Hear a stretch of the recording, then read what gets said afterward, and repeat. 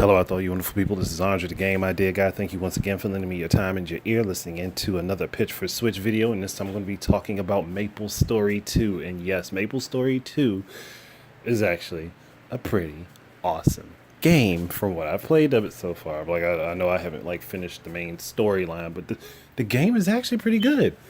And it just makes me sit there and wonder,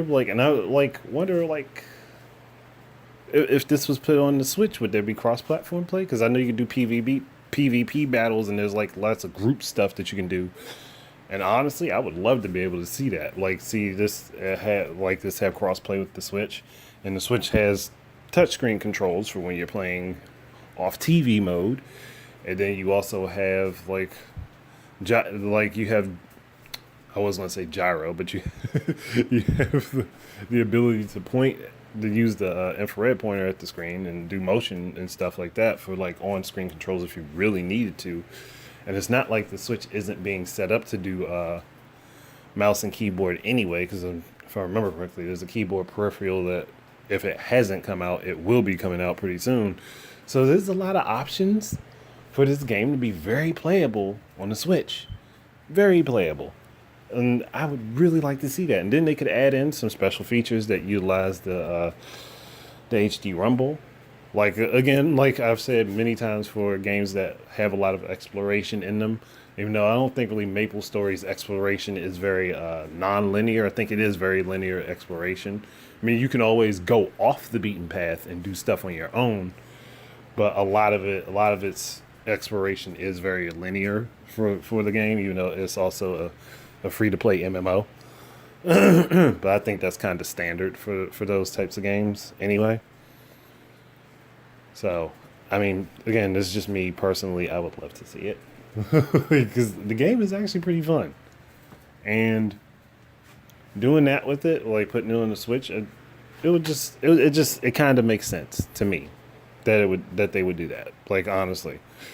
And I'm looking, hopefully it'll happen, because I don't think that this game is going to stay PC only for too long. I'm pretty sure it's going to make its way to consoles. So, because it is a fun game, and you can spend a lot of time getting engrossed in it. I think I spent so far at least 6 or 7 hours playing this game, and it's one of those things where once you get into it, you don't want to stop playing for a while. You basically have to be forced to stop to be able to get off of it. At least for me, that's how it was. Because it's got it hits all the right marks as far as getting you going and playing the game. So that's why I'm I don't want to just stop playing. I wanted to play the game and play further into it. So and I'm planning on getting back into that game and playing it more. But I've been trying to do keep up with my videos and stuff. So, but again, with me, this will be an awesome game to throw on the Switch. I mean, yes, and even though it has the kid-friendly look and design, if you start seeing the story and paying attention to the story, dude, a lot of people die. A lot of people die in this story. So, anybody who hasn't played it yet, if you've got a PC that can run it, I'd say go ahead and check it out. Because it's worth playing. And you don't have to play with mouse and keyboard. You can play this game with the gamepad. You're not relegated to mouse and keyboard. You do have options to play with gamepad. And I kind of do a combination of the two. I do gamepad and mouse and keyboard for the things I can't do with the gamepad.